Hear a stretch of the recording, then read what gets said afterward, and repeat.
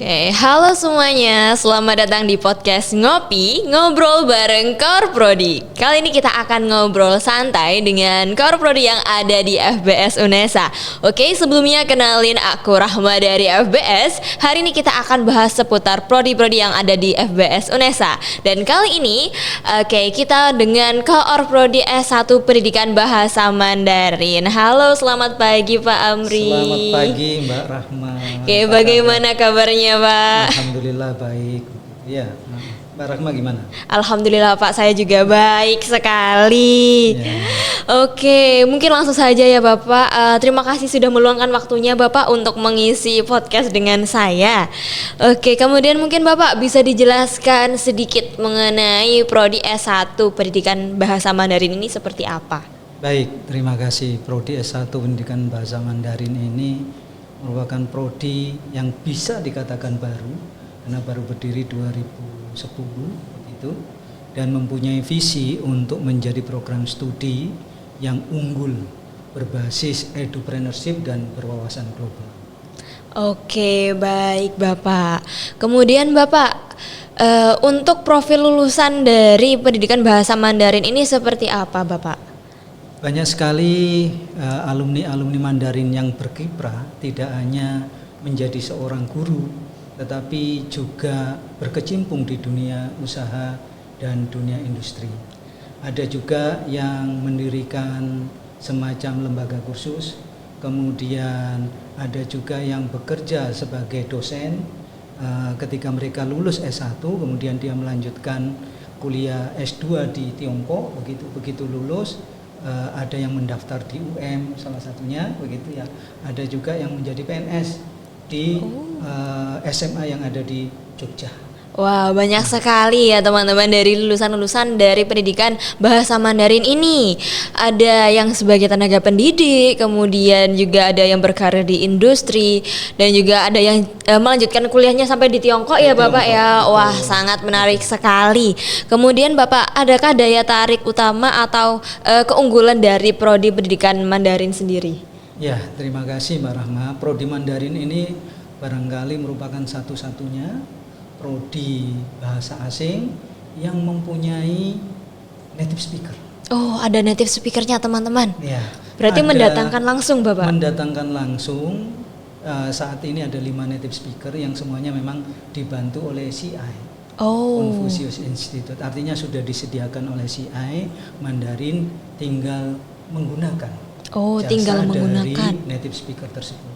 Dan itu sudah berjalan lama, sehingga mungkin satu-satunya prodi yang bisa memanfaatkan tenaga ahli langsung dari sana, di mana memberikan kesempatan kepada mahasiswa untuk mencoba berpraktik bahasa Mandarinnya begitu. Begitu. Sangat menarik sekali mendatangkan native-nya secara langsung. Kemudian Bapak mungkin bisa diceritakan juga prestasi yang telah diraih Sivitas Akademika di Prodi Mandarin sendiri, mungkin dari dosennya atau mahasiswanya Bapak. Tahun lalu Mbak Rahma ada 3 mahasiswa dan mahasiswi ya Prodi Bahasa Mandarin yang mendapatkan beasiswa ke Tiongkok. Dapat beasiswa? Betul. Di antara 3 itu 1 orang mengikuti lomba pidato internasional.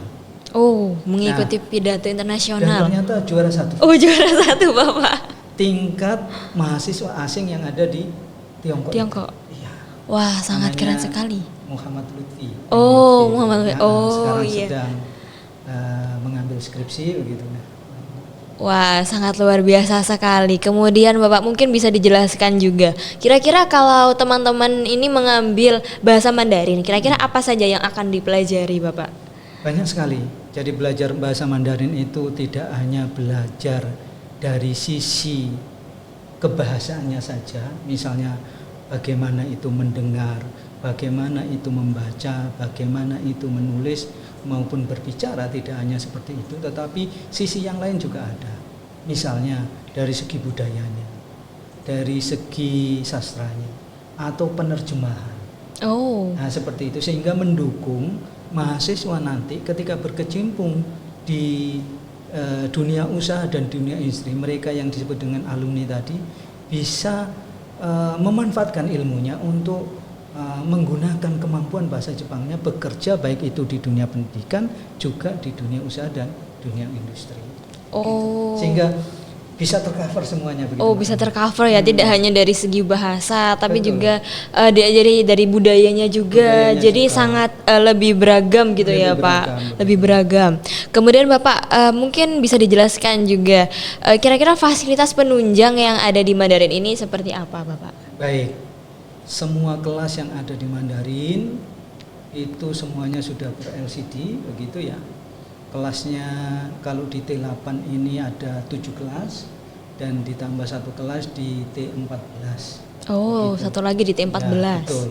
Kemudian kegiatan-kegiatan yang lain cukup menunjang. Salah satunya adalah tentang pengenalan budaya, yang mungkin kaligrafi, Mbak Rahma Iya. tahu itu ya, itu yang cukup menarik, mendatangkan pembicara dari Tiongkok untuk memberikan seminar dan juga pengenalan budaya Tiongkok, karena yang namanya belajar bahasa tidak terlepas dari bagaimana kita belajar budayanya. Iya, betul Sehingga sekali, kita bisa Bapak. menyampaikan itu sesuai dengan persepsi dari orang Tiongkok itu sendiri.